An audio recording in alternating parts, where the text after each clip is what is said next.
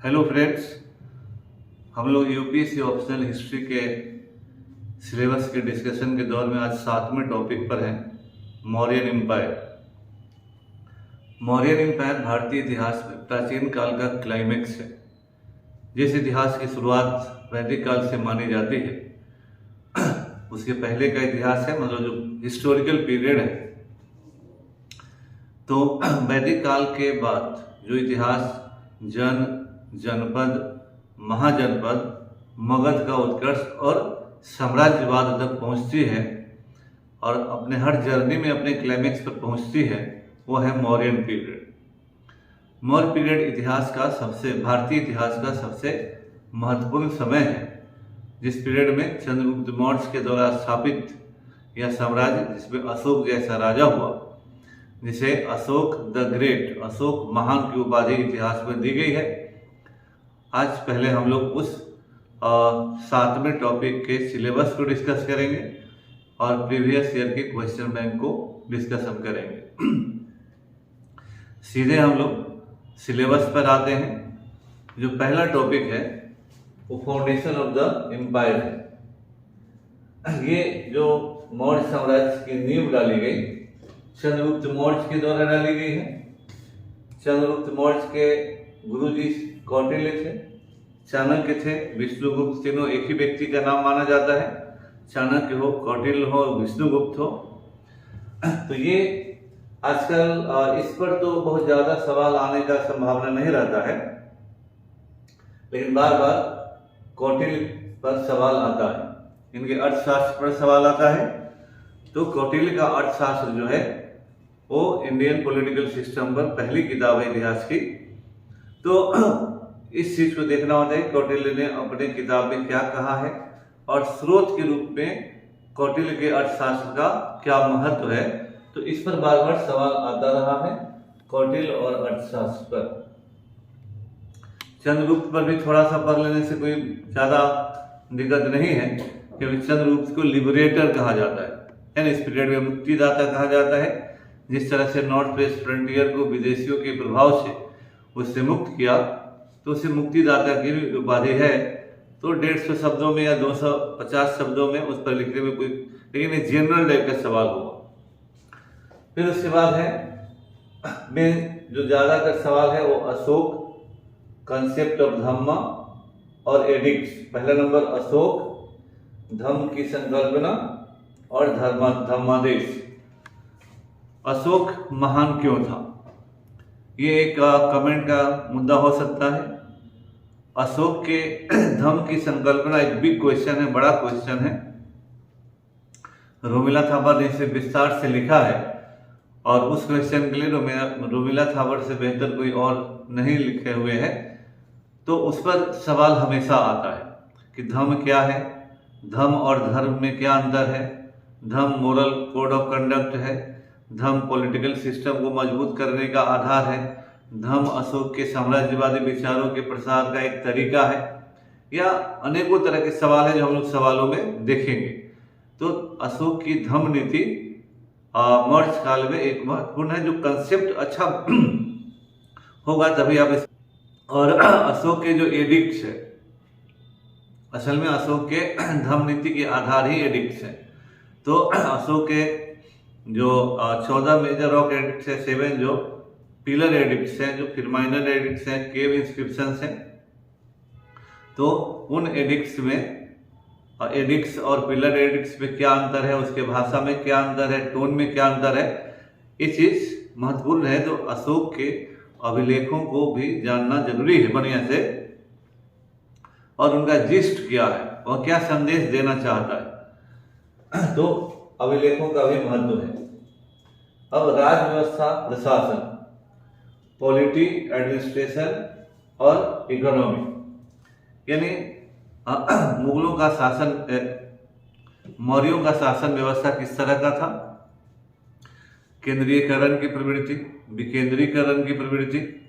पहले के जमाने में हालांकि अपने शुरुआत के लेखों में रोमिला थापर जी ने मौर्य साम्राज्य के अति केंद्रीकरण की अवधारणा दी। बाद में बाउमवर्ड लेविन ने डिसेंट्रलाइजेशन के अभी एलिमेंट्स दिया, तो उन्होंने भी रिविजिटिंग मौर्यन एम्पायर लिखा और फिर मौर्य के शासन के अंदर विकेंद्रीकरण की प्रवृत्तियों को भी हाईलाइट किया। तो दोनों को मिलाकर देखना है। इसके अलावा मौर्यन इकोनॉमी इम्पोर्टेंट है। मौर्यन इकोनॉमी को कुछ लोग मेगास्थनीज के विवरणों के अनुसार देखना चाहते हैं। जब 7 जातियों के बारे में मेगास्थनीज लिखता है और अशोक के अभिलेखों से मिला जुला कर उसको देखा जाता है। मौर्यन पीरियड में इकोनॉमी जब मजबूत है तभी तो साम्राज्य का निर्माण हुआ है। इसीलिए उस समय की urban economy, foreign contacts, internal economy, trade and commerce, फिर अशोक के समय, मौर्यों के समय जो तक्षशिला से पाटलिपुत्र होते हुए बंगाल तक जो रूट बना था, फिर और भी जो रूट्स थे और विदेशों में जाने वाले संपर्क के जो रास्ते थे, सब मिला जुला कर व्यापार में वो क्या कंट्रीब्यूट कर रहे थे। तो ये एक अर्थव्यवस्था के लिए इंपॉर्टेंट पक्ष है। मौर्यन कला जो है, ये Mauryan art, architecture and sculpture, Bharat में कला का विकास जो जिसका हिस्टोरिकल एविडेंस प्रॉपर मिलता है मौर्य काल से ही शुरू होता है। मौर्यन कला बीपीएससी मेंस के लिए भी इम्पोर्टेंट होता है, लेकिन कला के इतिहास के लिए भी इम्पोर्टेंट है। मौर्यन आर्ट को पहले कोर्ट आर्ट कहा जाता था। मौर्यन आर्ट को पहले इंडो इरेनियन आर्ट कहा जाता था। आज इंडिजिनस आर्ट की अवधारणा ज़्यादा मजबूत है। पाटलिपुत्र में अशोक के महल का रिमेन्स मिला है जो पैलेस है। फाहियान हुएंसांग के द्वारा विवरण दिया गया है, मेगास्थनीज के द्वारा विवरण है। तो मेगास्थनीज, फाहियान और हुएंसांग का जो लिटरेरी विवरण है। इसके अलावा जो कुम्हरार में खुदाई कुछ हुई है उससे जो प्राप्त हुआ है। फिर मौर्यों के ज़माने के जो पिलर एडिक्ट्स है वो उनके कला के बहुत बेजोर उदाहरण है। मौर्यन काल में केव इंस्क्रिप्शन, केव गुफा स्थापत्य कला की शुरुआत होती है बराबर। और नागार्जुन की पहाड़ियों में बने हुए केव्स, संभवतः भारत में पहली बार पहाड़ों को काट कर गुफा बनाए जाने का शुरुआत होता है। और फोक आर्ट में भी यक्षिणी की मूर्ति जो मिली है। तो सब मिला जुला कर मौर्यन आर्ट एक समृद्ध आर्ट की संकल्पना को प्रस्तुत करता है और वो हर इम्तिहान के लिए महत्वपूर्ण है। फॉरेन कॉन्टैक्ट्स का हमने शुरू में ही कहा कि भारत का विदेशी संपर्क, अगर सेल्यूकस का दूत मेगास्थनीज आता है, बाद में डैमकस आता है। अशोक के द्वारा भी विदेशों में अपने बौद्ध या धर्म के प्रसार के लिए दूत भेजे जाने का प्रमाण है। ट्रेड कॉन्टैक्ट्स के प्रमाण है। तो सारे विदेशी संपर्क के प्रमाण जरूर है। इसी तरह से धर्म और धर्म का प्रसार, तो धर्म जो है रिलीजन, स्प्रेड ऑफ रिलीजन, तो उस जमाने में जैसे धर्म नीति अलग है। धर्म में बौद्ध धर्म है, ब्राह्मण धर्म है, जैन धर्म है, ये सभी मिलाकर धर्म है। तो इन धर्मों के लिए क्या हुआ या बौद्ध धर्म के लिए भी क्या हुआ, तो धर्म नीति और धर्म में फर्क है। रिलीजन, धर्म और धर्म में फर्क है, धर्म नीति में फर्क है और धार्मिक नीति में फर्क है। यहाँ पर उसको बढ़िया से समझकर उसको लिखने की जरूरत होगी। फिर लिटरेचर है, साहित्य है। इस पीरियड में लिटरेचर का जो विकास है उसका भी एक पक्ष होता है और उसमें भी कुछ सवाल आने की संभावना होती है। इसको भी हम लोग सवालों में और बाद में देखेंगे। क्योंकि इस समय कौटिल्य ने, चाणक्य ने अर्थशास्त्र लिखा है, लेकिन इस पीरियड से रिलेटेड और भी बौद्ध धर्म की पुस्तकें हैं, कुछ जैन धर्म की पुस्तकें हैं और साहित्य वो भी होता है जो अभिलेखों में वर्णित है। अभिलेख के जो लिखे गए हैं वो भी साहित्य के हिस्सा है, तो उनको भी देखना है। और अंत में डिसइंटीग्रेशन ऑफ द एम्पायर है, साम्राज्य का विघटन है। मौर्य साम्राज्य के विघटन का भी बेस्ट जो मटेरियल है वो रोमिला थापर जी की किताब में Ashoka and decline of the Maurya. तो इस टॉपिक के लिए वो बेस्ट किताब है। उससे ज़्यादा न पढ़ने की जरूरत होती है, ना उसकी कोई जरूरत कभी भी रहती है। फिर है शुंग और कन्नू। शुंग के बारे में ही कुछ आ सकता है, कन्नू के बारे में केवल पुराणों में जेनियोलॉजी है और विशेष कोई जानकारी नहीं है। शुंग वंश जो है ब्राह्मण धर्म के रिवाइवल का कारण समय है। शुंग स्वयं ब्राह्मण थे। शुंग काल में मनुस्मृति लिखी गई, पाणिनि के अष्टाध्यायी पर कमेंट्री लिखी गई महाभाष्य। इसके अलावा शुंग आर्ट पहला नेशनल आर्ट कहलाता है। तो शुंग पीरियड ब्राह्मण धर्म के रिवाइवल के लिए और भागवत और वैष्णव संप्रदायों के विकास का समय है। तो जिस ब्राह्मण धर्म का क्लाइमेक्स गुप्ता काल में पुनः आता है, उसकी शुरुआत शुंग काल से होती है। हालांकि शुंगों के द्वारा, पुष्यमित्र शुंग के द्वारा विशेषकर बौद्धों पर अत्याचार की बहुत सारी कहानियां हैं, हालांकि उसका कोई ऐतिहासिक प्रमाण नहीं है। लेकिन शुंग काल का अपना वैल्यू निश्चित रूप से साहित्य के लिए भी है, धर्म के लिए भी है ना। तो इसलिए, और शुंगों का यह भी वैल्यू है कि शुंगों ने विदेशी आक्रमण से कम नॉर्थ इंडिया की रक्षा की। तो ये आपका सिलेबस है। इस सिलेबस से इनवेरिएबली सवाल हमेशा आता है, इसलिए इस टॉपिक को पूरा थॉरली पढ़ने की जरूरत होती है। जितने भी पक्ष हैं उन पक्षों को प्रीवियस ईयर के सवालों से जोड़कर और समझने का प्रयास कीजिए कि हमको किस टॉपिक को कितने गंभीरता से पढ़ना है। हम सीधे सवालों पर फिर आते हैं। प्रीवियस ईयर का क्वेश्चन जो है यहां पर सीधे हम लोग आते हैं, इसको आप लिंक करके देखते रहिए। ये पहले के सवाल 60 नंबर के हुआ करते थे, सभी बड़े बड़े सवाल होते थे और कमेंट भी आया करता था 20 number. Discuss the nature of Ashoka dhamma was it responsible for the downfall of his empire. प्रारंभ के दिनों में यह कहा जाता था कि अशोक का धम अहिंसा का प्रसार कर रहा था और उसके इस धम की नीति के कारण मौर्य साम्राज्य का सेना का कटिंग एज खत्म हुआ और इसके विरोधी शक्तियों को आगे निकलने का मौका मिला और मौर्य साम्राज्य के विघटन के लिए धम नीति जिम्मेदार थी और जब हुआ कि अशोक भी जिम्मेदार था। Critically examine the sources of study of the Mauryan. ये सोर्सेज है useful in understanding the Mauryan administration. Critically examine the source for the study of Mauryan dynasty, how are they useful in understanding the Mauryan administration. Maurya साम्राज्य के source में कौटिल्य का अर्थशास्त्र है, मेगास्थनीज का indica है और अभिलेख है। देखिए, मौर्य साम्राज्य का जो अर्बन एडमिनिस्ट्रेशन है और सेना का प्रशासन है, इसके बारे में जानकारी का आधार कौटिल्य मेगास्थनीज की इंडिका है। जनरल एडमिनिस्ट्रेशन को कौटिल्य के अर्थशास्त्र पर ही मॉडल माना जाता है। आइडियल टाइप, जिस तरह से मैक्स वेबर ने आइडियल टाइप ब्यूरोक्रेसी का दिया है, ऐसा माना जाता है कि कौटिल्य का अर्थशास्त्र में जिस प्रशासन की रूपरेखा प्रस्तुत की गई है उसी से मिलता जुलता प्रशासन मौर्यों ने अपने यहाँ लागू किया था।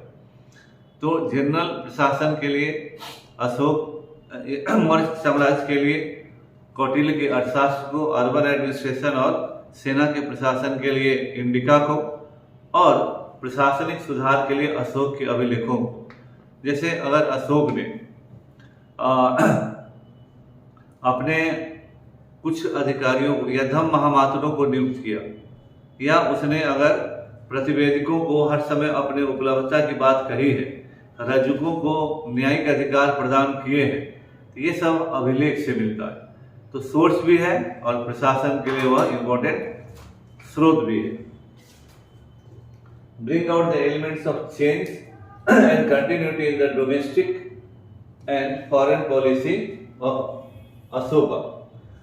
यानी अशोक के आंतरिक नीति और बाह्य नीति में क्या चेंज हुआ, क्या कंटिन्यूटी है। देखिए, अशोक के जितने पूर्ववर्ती, विशेषकर चंद्रगुप्त मौर्य ने एक अखिल भारतीय साम्राज्य का निर्माण किया। कलिंग को छोड़कर उसने शेष सारे क्षेत्रों को जीता और अशोक ने उस बचे हुए काम को किया जब कलिंग को जीत लिया। कलिंग को जीतने के बाद उसने एक्सपेंशनिस्ट पॉलिसी को समाप्त कर दिया। इसके बाद वह धर्म की नीति के द्वारा भारत की एकता और अखंडता को सुनिश्चित करने वाले एलिमेंट को प्रमोट करना चाहता था, ताकि भारत के लोगों में क्षेत्रीयता के बदले एक राष्ट्र के प्रति कुछ सोच डेवलप करे कि वो एक बड़े यूनिट के मेंबर हैं, और धर्म की नीति मोस्ट प्रोबेबली उसी के लिए डायरेक्टेड थी। तो अशोक ने अपने पूर्ववर्तियों के मुकाबले लोगों में साम्राज्य से इमोशनल जुड़ने का एक तरीका डेवलप किया, जबरदस्ती जुड़ने का तरीका कॉन्स्टेंटिनोपल और बहुत सारे लोगों ने किया था। तो राजा के सामने दो हमेशा ऑप्शन होता है कि जबरदस्ती आपकी अधीनता या आपकी स्वामी भक्ति को ले ले या वॉलेंट्री ले ले। अशोक ने वॉलेंट्री लेने का प्रयास किया है, और भारत जो राज्य है या भारत एक बड़े साम्राज्य के तौर पर एक रहे, तो यहाँ के लोगों के अंदर में यह भावना रहे कि वो एक साम्राज्य के हिस्सा है। तो जिसको आज हम कहते हैं कि फीलिंग ऑफ नेशन, कि राष्ट्र हमारा है, वो अवधारणा धर्म की नीति के द्वारा लाने का प्रयास हुआ। फॉरेन पॉलिसी में भी अशोक चंद्रगुप्त मौर्य की तरह एक्टिव रहा। विदेशों से संपर्क इनका बिंदुसार का भी रहा, इसका भी रहा, और अपने दूत को बाहर भेजने का काम इसने किया, दूसरे लोगों ने यहाँ भेजने का काम किया, अशोक ने बाहर भेजने का काम किया। इसके बाद the economic factors were alone responsible for disintegration of the Mauryan empire. Maurya साम्राज्य के विघटन के लिए आर्थिक कारक क्या एक बात जिम्मेदार कारक थे? ऐसा नहीं है कि कोई एक कारक किसी भी साम्राज्य के विघटन का कारण बनता है, लेकिन मौर्य साम्राज्य बहुत बड़ा साम्राज्य हो गया था। नॉन प्लान्ड एक्सपेंडिचर उसका बहुत ज़्यादा था, और इस तरह की स्थिति में रेवेन्यू कलेक्शन को लगातार बढ़ना होता है, क्योंकि अगर इनकम सेम भी और इन्फ्लेशन है तो इनकम का अगले साल वैल्यू घट जाता है। मौर्यों ने शुरुआत में ही मैक्सिमम पॉसिबल टैक्स वसूली का उपाय हो सकता था वो कर लिया था। एक समय ऐसा आया कि टैक्स वसूली के हर रास्ते खत्म हो चुके थे, जो था उतना ही था, और साम्राज्य का जो इकोनॉमिक प्रेशर है वो तो था, और उस जमाने में कोई और उपाय था नहीं कि इसको बढ़ाने के लिए विदेश से कर्जा लेते, वर्ल्ड बैंक से कर्जा लेते या कुछ करते। तो एक आर्थिक दबाव मौर्यों पर था, इसमें कोई दो राय नहीं है, लेकिन कमजोर उत्तराधिकारी और भी जो फैक्टर्स हैं वो सब जिम्मेदार हैं जो मौर्य साम्राज्य को विघटन की तरफ ले गए। इसी तरह unlike Ashoka's policy of dharma account for its failure. तो अशोक के धर्म नीति का आपको मूल्यांकन करना है और इसकी असफलता की बात करनी है। देखिए, धर्म नीति कोई ऐसा नीति नहीं था कि उसमें पास और फेल करना था। धर्म नीति लोगों को एक संदेश देना था, उनके मन, मस्तिष्क और भावनाओं को प्रभावित करना था। बहुत सारे अपने लक्ष्यों में धर्म नीति सफल था। वह कोई फॉलोवर की संख्या गिनने के लिए धर्म नीति को नहीं चलाया गया था। जिस उद्देश्य के लिए चलाया गया था वो सफल था, और उस तरह की नीतियां कोई कॉन्क्रीट रिजल्ट उस तरह से नहीं देती हैं जो अन्य जगहों पर होता है। हाँ, जरूर है कि धर्म नीति साम्राज्य के विघटन को नहीं रोक पाया। इसका सबसे बड़ा कारण है कि मौर्य काल में पहली बार बहुत सारे ऐसे लोग किसी साम्राज्य के अधीन आए थे जो अभी तक स्वतंत्र थे, कभी बाहरी अधीनता उन्होंने मानी नहीं थी।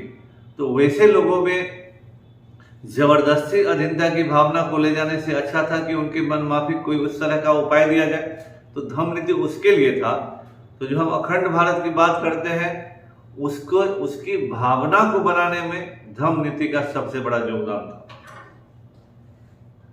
Examine the administrative system of the Mauryas. Discuss briefly the causes of disintegration of the Mauryan Empire. यानी मौर्यों के प्रशासन विशेषता की प्रमुख प्रशासनिक व्यवस्था की प्रमुख विशेषताओं को जानना है, और मौर्य साम्राज्य के विघटन के लिए क्या कारण थे उसको जानना है। तो ये एक नॉर्मल सवाल है। अगला सवाल है कि discuss theoretically relative importance of the different sources for the history of the Mauryan empire, यानी मौर्य साम्राज्य के अध्ययन के लिए जो अलग अलग स्रोत हैं इतिहास के, उनको आलोचनात्मक रूप से, तुलनात्मक रूप से महत्व का आकलन करना है। वो आर्कियोलॉजिकल सोर्सेज हैं, लिटरेरी सोर्सेज हैं, विदेशी सोर्सेज हैं। अब आर्कियोलॉजिकल सोर्सेज में अभिलेख है, मोन्यूमेंटल रिमेन्स है। इसके अलावा लिटरेरी सोर्सेज में इंडिजिनस लिटरेरी सोर्सेज है, इसमें कौटिल्य का अर्थशास्त्र है, बहुत सारी बौद्ध पुस्तकें हैं। बहुत सारी बौद्ध पुस्तकों में अशोक के बारे में इन्फ्लेटेड जरूर है, क्योंकि बौद्ध धर्म का बड़ा समर्थक था। इसके अलावा विदेशी स्रोतों में मेगास्थनीज है, फाहियान ने भी इन लोगों के बारे में कुछ लिखा है और हुएनसांग ने भी कुछ लिखा है। तो उन सारे स्रोतों को मिलाकर तुलनात्मक महत्व देकर उनका मूल्यांकन करना है कि मौर्य साम्राज्य के अध्ययन के लिए कौन कौन से स्रोत ज्यादा इंपॉर्टेंट है, उनका वैल्यू क्या है। Right a short essay on Mauryan court art. अभी जो शुरू में ही मैंने कहा कि मौर्यन आर्ट जो विशेषकर जो पिलर इंस्क्रिप्शंस है वो मौर्यन आर्ट के बेस्ट एग्जाम्पल है। मौर्यों की पहले कला का कोई ज्यादा प्रमाण भारत में नहीं मिला है और अचानक इतनी समृद्ध कला का है। पहले के इतिहासकारों का मानना था कि मौर्यन आर्ट पर सीधे सीधे ईरानियन आर्ट का प्रभाव है। मौर्यों का ईरानी संपर्क वेल नोन है। चंद्रगुप्त मौर्य का विवाह सेलुकस की बेटी से हुआ था, ये हमारा इतिहास मानता है। तो कल्चरल एक्सचेंज हुए होंगे, इसमें कोई दो राय नहीं है। और ईरान का राजा जो डैरियस था, उसके द्वारा अभिलेख लिखे जाने की बात कही है और यह भी माना जाता है कि अशोक के अभिलेख डैरियस के अभिलेखों का ही एक तरह से अनुकरण है। शुरुआत लाइन दोनों का एक ही तरह का है। तो अगर वहां ये सच है तो कुछ लोगों का मानना था कि कहीं भी आर्ट के विकास का एक ग्रेजुअल या इवोल्यूशनरी प्रमाण होना चाहिए। मौर्यों के पहले ऐसा कोई प्रमाण अभी तक नहीं मिला है, तो इतनी उत्कृष्ट कला का विकास भारत में कैसे हो गया। तो एक है विदेशी प्रभाव, दूसरा मौर्यन कला का जो भी उदाहरण है वो राज्य संरक्षित उदाहरण है। पिलर्स इंडिविजुअल नहीं बना सकते थे, अभिलेख इंडिविजुअल नहीं बना सकते थे, केव्स व्यक्तिगत तौर पर कोई नहीं बना सकता था, यानी राज्य संरक्षित कला है ये। इसीलिए इसको कोर्ट आर्ट कहा गया। तो इसमें कोई दो राय नहीं है कि Mauryan art is almost court art, राज्य के द्वारा संरक्षित कला है। Discuss the comparative merit of Arthashastra, Indica and Ashoka inscriptions as a source for the administration, socio economic condition and religious life in the Mauryan period. देखिए, इसी सवाल को यानी 1986 वाले सवाल को बदलकर 1989 में पूछ दिया गया है ना। तीन ही स्रोत है, अर्थशास्त्र, इंडिका और अशोकन इंस्क्रिप्शंस है। प्रशासन के लिए हमने पहले ही कहा अर्थशास्त्र आधार है और इंडिका जो है वो अर्बन और सैनिक प्रशासन के लिए आधार है। अशोका के जो इंस्क्रिप्शंस है वो रिलीजियस लाइफ, जैसे अशोक ने अपने अभिलेख में धर्म के लिए जो भी बात कहा है, लेकिन पॉलिसी ऑफ रिलीजियस टॉलरेशन पर वो बहुत ज्यादा स्ट्रेस दे रहा होता है। और मौर्यों के इकोनॉमिक लाइफ के बारे में ज्यादा जानकारी मेगास्थनीज की इंडिका के आधार पर लिया जाता है। और रोमिला थापर ने भी इनके बारे में जो लिखा है वो 7 जातियों के आधार पर वो इनके आर्थिक जीवन को एक्सप्लेन करने का प्रयास करते हैं। तो उसी किताब को अगर आप बढ़िया से पढ़ते हैं तो इस सारे सवाल का जवाब आ जाएगा। Write essay on the Maurya policy of regulating and controlling economic activities. मौर्यों के जमाने में सारे आर्थिक गतिविधियों को कंट्रोल किया जाता था, क्योंकि मौर्य के पीरियड में व्यापार और आर्थिक गतिविधि की सभी क्षेत्रों को देखने के लिए अधिकारियों की नियुक्ति की गई थी, जिसको अध्यक्ष कहते हैं, है ना। सचिव सेक्रेटरी भी कहा गया। वो मुद्राक्षय, विविधा अध्यक्ष है, चरागाह अध्यक्ष है, जो भी है फिर द्विताध्यक्ष है, और फिर नाचने गाने वेश्याओं के लिए गणिका अध्यक्ष है। यानी जितनी गतिविधियां हैं, जहां भी खरीद बिक्री लेन देन पैसे का हो सकता है, the entire economic activities were under the supervision of the Adhyaksha, अर्थात ओवर सेंट्रलाइजेशन था। आर्थिक गतिविधियों में कम से कम केंद्रीय राजधानी क्षेत्र में यह निश्चित रूप से था। तो regulation was there. Write a short essay on contents of Ashoka's Dhamma, reasons for Ashoka's keenness to propagate Dhamma. Ashoka की जो धम्म नीति है, इस पर देख रहे हैं आपकी लगातार सवाल आ रहा है। तो अशोक का जो धम्म का कंटेंट है, अशोक ने कुछ बातों को अपने 14 शिलालेखों में बार बार रिपीट किया है। उसमें से सारे पॉइंट को नोट डाउन कर लिया जाता है कि ये मूल पॉइंट है। इसके बाद अशोक क्यों था कि इस नीति को सब जगह बताया जाए, क्योंकि अशोक के जितने अभिलेख हैं, बृहत अभिलेख, लघु अभिलेख, बृहत स्तंभ लेख, बृहत लघु स्तंभ लेख, ये सभी सार्वजनिक स्थलों पर लगाए गए। मेला है, मेन रूट्स है, या जहां ज्यादा से ज्यादा लोग उसको पढ़ सके। इसका मतलब है कि अशोक चाहता था कि धम्म नीति को ज्यादा से ज्यादा लोग जाने, और उस तरह से आचरण कर साम्राज्य के अंदर में सभी लोग समन्वय के साथ रहें, सभी धर्म के लोग एक दूसरे का आदर सम्मान करें, परिवार में भी लोग बढ़िया से रहें, क्योंकि हर लोगों को वह मोरल टीचिंग देता हुआ दिखता है, पुत्र को देता हुआ दिखता है, श्रमणों और ब्राह्मणों के प्रति क्या हो रवैया उसको बताता है, अपने नौकरों के प्रति आपका रवैया क्या हो, हर चीज के बारे में वह लोगों को उपदेश देता हुआ दिख रहा है। और कहता है कि धम्मदान सबसे बड़ा दान है, इहलोक को भी सुधारेगा, परलोक को भी सुधारेगा। वो कहता है कि इसको इसलिए मैं प्रोपगेट कर रहा हूँ कि मैं, मेरे आने वाली पीढ़ियां भी इसी नीति के साथ आगे चले। उसे बहुत विश्वास था कि इस नीति का पालन करके साम्राज्य और लोग, समाज, सबका भलाई होगा।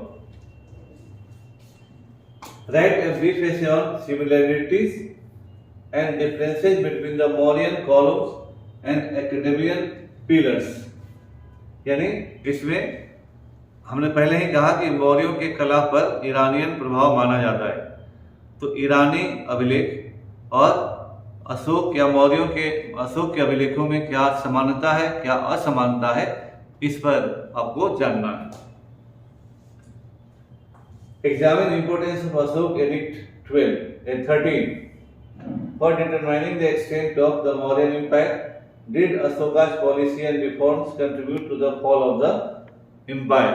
अर्थात आपको इसमें अशोक के अभिलेख number major rock edict number 13 और उसके आधार पर अशोक के साम्राज्य का निर्धारण। तो इसमें दक्षिण भारत के राज्यों का जिक्र है, एडज्वाइनिंग विदेशी राज्यों का जिक्र है।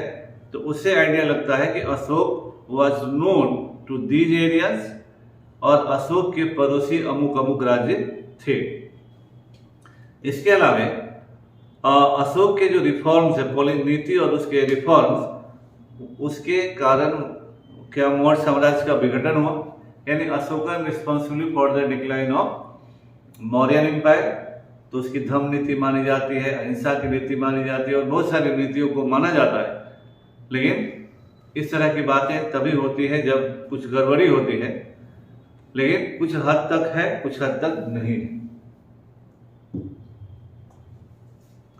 अब हम लोग देखते हैं, पहला है यहाँ determine the veracity of Megasthenes description of Indian society and economy with the help of other contemporary evidences.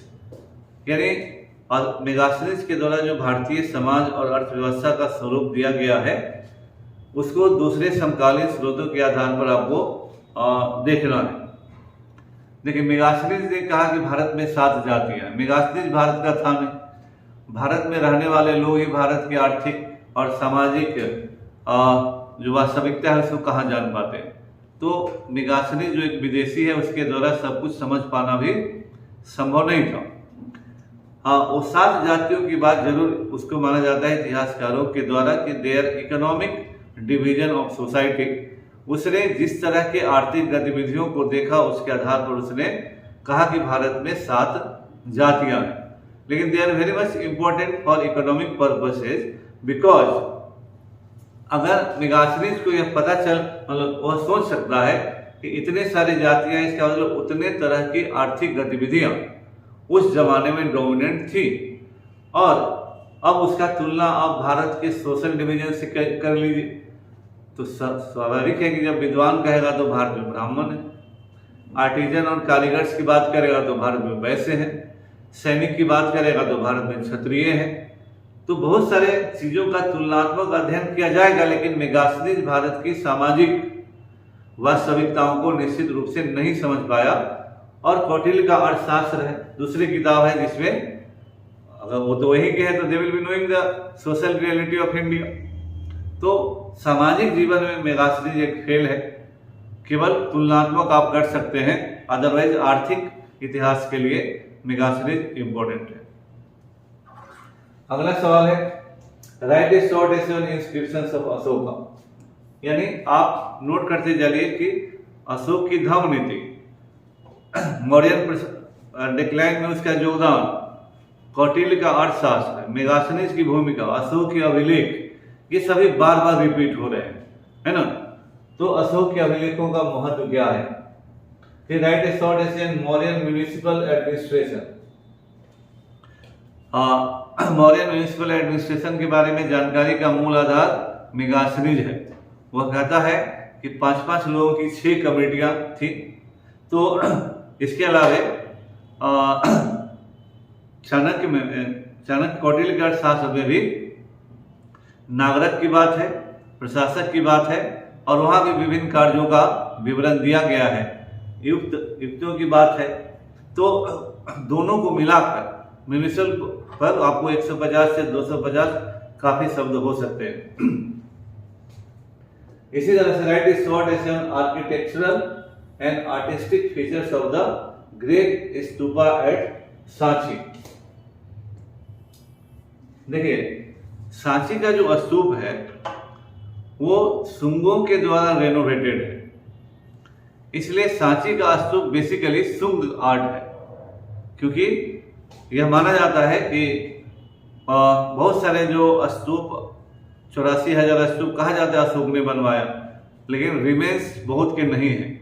और सांची का स्तूप अगर बच गया तो उसके सरवाइव करने का मूल कारण है कि उस स्तूप का रेनोवेशन पुष्यमित्र शुंग ने किया।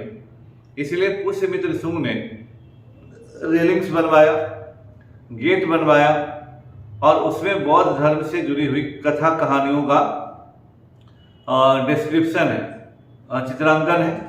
इसीलिए जो लोग ये कहते हैं कि पुष्यमित्र शुंग ने बौद्धों का नाश किया, तो उसी समय पुष्यमित्र शुंग ने सांची के स्तूप को बचाया। इसका प्योर मतलब उदाहरण है।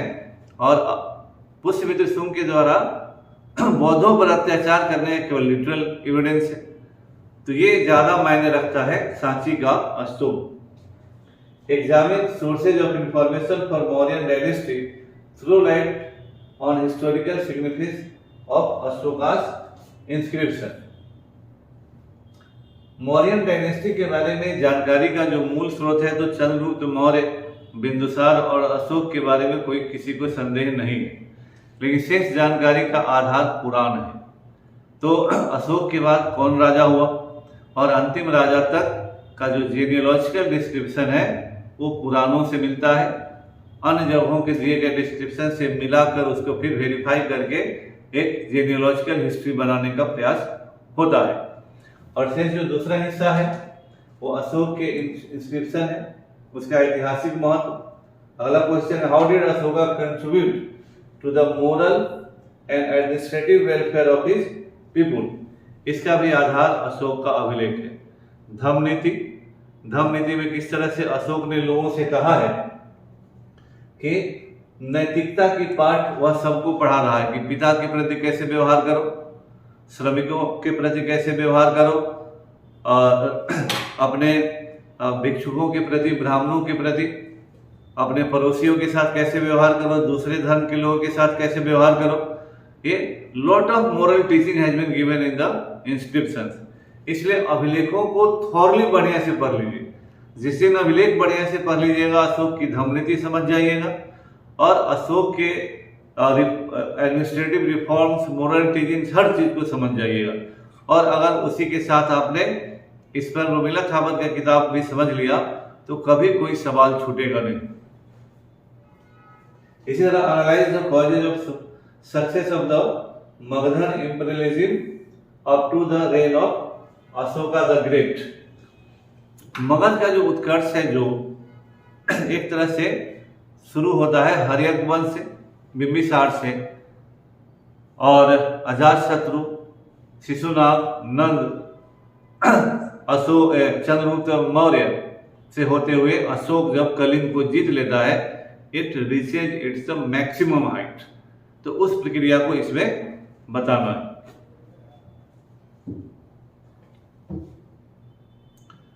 इसके बाद हमें examine the nature of the Mauryan state, bring out the features of their administrative system. The nature of Mauryan state जो है, इसमें सेंट्रलाइजेशन और डिसेंट्रलाइजेशन के एलिमेंट को देना है कि how much it was highly centralised and to what extent there was an element of decentralisation. और उसके अलावा जो अन्य विशेषताएं हैं प्रशासन की, केंद्रीय प्रशासन, प्रांतीय प्रशासन, डिस्ट्रिक्ट प्रशासन, अर्बन एडमिनिस्ट्रेशन, सेना का प्रशासन, न्यायिक प्रशासन, एस्पियोनेज सिस्टम, ग्राम का प्रशासन, इन सब को ब्रीफली दे देना है। Determine the extent of the Mauryan empire, Mauryan empire की सीमा, अशोक के अभिलेख, इंस्क्रिप्शंस जहां जहां से मिले हैं और उन इंस्क्रिप्शंस में जहां जहां के बारे में चर्चा है। एग्जामिन द रोल ऑफ अध्यक्षा इन द मौर्यन एडमिनिस्ट्रेशन, जो अध्यक्ष जो है, अभी जैसे मैंने शुरू में कहा कि सारे आर्थिक गतिविधियों को सुपरवाइज करने के लिए अध्यक्षों की नियुक्ति थी। तो अध्यक्षों का इकोनॉमिक रेगुलेशन में बहुत बड़ी भूमिका थी। मौर्य साम्राज्य में बिना प्रशासन के परमिशन के न कुछ बेचा जा सकता था और न कोई खरीद सकता था। हर बाजार में बिकने वाली वस्तुओं के मूल्य निर्धारित होते थे, उनका कर निर्धारित होता था। उनके बाजार में एंट्री कीजिएगा तो आपको पहले कर निर्धारण करने वाले अधिकारी से मिलकर जाना होता था और अपने वस्तु के मूल्य के निर्धारण के साथ साथ आपको दिए कर का भी निर्णय हो जाता था। तो चूंकि मौर्य नॉन प्लान्ड एक्सपेंडिचर बहुत ज्यादा था, इसलिए उनको इतना सारा कर वसूल करना था और अध्यक्षों की इसलिए बहुत बड़ी भूमिका थी। Social norms for women in Dharmashastra, Arthashastra traditions were framed in accordance with the varnashrama tradition, evaluate critically. ये तो 2013 में केवल 20 नंबर का सवाल है, यानी 250 शब्दों में आपको इसमें देना है कि महिलाओं को क्या करना चाहिए, क्या नहीं करना चाहिए। धर्मशास्त्र में क्या है और अर्थशास्त्र की परंपराओं में जो है, इन कहा जाता है कि धर्मशास्त्र और अर्थशास्त्र दोनों की परंपराएं वर्णाश्रम परंपरा में ही फ्रेम की गई है। चाणक्य भी ब्राह्मण थे, धर्मशास्त्र जिन्होंने लिखा वो भी ब्राह्मण थे। ये सारे शास्त्र ब्राह्मणिकल सिस्टम को बचाने का प्रयास था। तो मनुस्मृति हो या और भी धर्मशास्त्र हो, बौद्ध धर्म और जैन धर्म के कारण ब्राह्मणिकल सोशल सिस्टम का जो धज्जी उड़ा था, उस धज्जी उड़े हुए सिस्टम को पुनर्स्थापित करने का प्रयास था। तो स्वाभाविक है कि उसी चीज से प्रभावित होंगे। Discuss different interpretation of historians about the nature of Ashoka's Dhamma. Did his principles of Dhamma Vijay render the Mauryan Empire militaristically weak? आपको अशोक के धर्म की प्रकृति का मूल्यांकन करना है कि अशोक के धर्म के नीति की प्रकृति क्या थी, और इनका कहना है कि क्या अशोक के धर्म की नीति में जो धर्म विजय है वो मौर्यन एम्पायर को मिलिटरली यानी सैन्य विजय नहीं धर्म विजय, तो भेरी घोष के बदले धर्म घोष बज रहा है, क्या इसने सेना को कमजोर किया और सेना के कमजोर होने से क्या साम्राज्य कमजोर हुआ और उस कारण क्या मौर्यों का डिक्लाइन हुआ, इसको यहाँ देखना है। अंतिम में डिलिनेट the nature and impact of India's contact with western Asia and Mediterranean world during the Mauryan period. अब उस पूरी दुनिया के साथ पश्चिम एशिया और भूमध्य सागरीय दुनिया से यानी यूरोप से भारत के संपर्क की बात इसमें है, तो निश्चित रूप से ट्रेड संपर्क थे और भारत का तक्षशिला काबुल से उधर रास्ता था, अरब सागर से भी उधर जाने का प्रमाण है और व्यापार संपर्क होने का प्रमाण है। तो वो संपर्क तो उस समय भी निश्चित रूप से था, इसमें कोई दो राय नहीं है। The concept of Asoka Dhamma as found through his inscriptions had its root in Vedic Upanishadic literature. Ashok के धम्म नीति का वैदिक और उपनिषदों में रूट खोजने की बात है। तो अशोक के धम्म बौद्ध धर्म से भी प्रभावित है। अशोक का धम्म ब्राह्मण धर्म के भी मूल नैतिक सिद्धांतों से प्रभावित है। तो जो अच्छी बातें हैं, क्योंकि धम्म की नीति में तो केवल अच्छी बातों का समावेश किया गया है, तो स्वाभाविक है कि उसका रूट है थोड़ा सा। Do you agree with the popular view that Mauryans established a unitary and highly centralized, if not monolithic state system? तो यूनिटरी और हाईली सेंट्रलाइज्ड सिस्टम जो है हम लोग शुरू में डिस्कस किए हैं कि है तो जरूर, लेकिन ये केंद्रीय क्षेत्र में, जैसे जैसे पेरिफेरल एरिया में जाते हैं सेंट्रलाइजेशन का एलिमेंट घटता है और डिसेंट्रलाइजेशन का एलिमेंट बढ़ता है। दोनों को मिलाकर इसको लिखना है। The development of art and architecture during the Shunga period belies the belief that they were anti Buddhist. हालांकि शुंग काल का इसमें आ गया है। वही जो अभी हम लोगों ने सांची के स्तूप, भरूच के स्तूप, ये सब शुंगों के द्वारा संरक्षित कला है। तो अगर कोई राजा किसी धर्म के खिलाफ है तो उसी धर्म के स्मारकों को संरक्षित करेगा, ऐसा नहीं होगा। सांची का स्तूप अपने आप में साबित करने के लिए काफी है कि शुंग राजा बौद्ध धर्म के खिलाफ नहीं थे। Explain how Asoka used religion as a tool of political aggrandizement। यानी अशोक ने धर्म को किस तरह से राजनीतिक संतुष्टि का रास्ता बनाया। हमने पहले भी बताया और ये डिस्कशन होता है कि अशोक की धम्म नीति अशोक के उस साम्राज्यवादी मनोवृत्ति का अहिंसात्मक अभिव्यक्ति है। क्योंकि अब मौर्यों ने जब कलिंग को जीत लिया और मौर्यों का साम्राज्य कर्नाटक तक है, मौर्यों का साम्राज्य अफगानिस्तान तक है, तो नेचुरल विस्तार की सारी सीमाएं पार कर चुका था मौर्य साम्राज्य। लेकिन अशोक एक साम्राज्यवादी आदमी था, तो अगर वैचारिक दृष्टि से भी बाहर के लोग उसकी बात मानते हैं तो एक सुपरियरिटी कॉम्प्लेक्स या सुपरियरिटी का एहसास होगा। चलो मेरा वैचारिक वैल्यू तो सब जगह है, लोग हमारी बात मानते हैं, तो एक आत्मसंतुष्टि की भावना जरूर आई होगी। इस पर इतिहासकारों का एक वर्ग मानता है।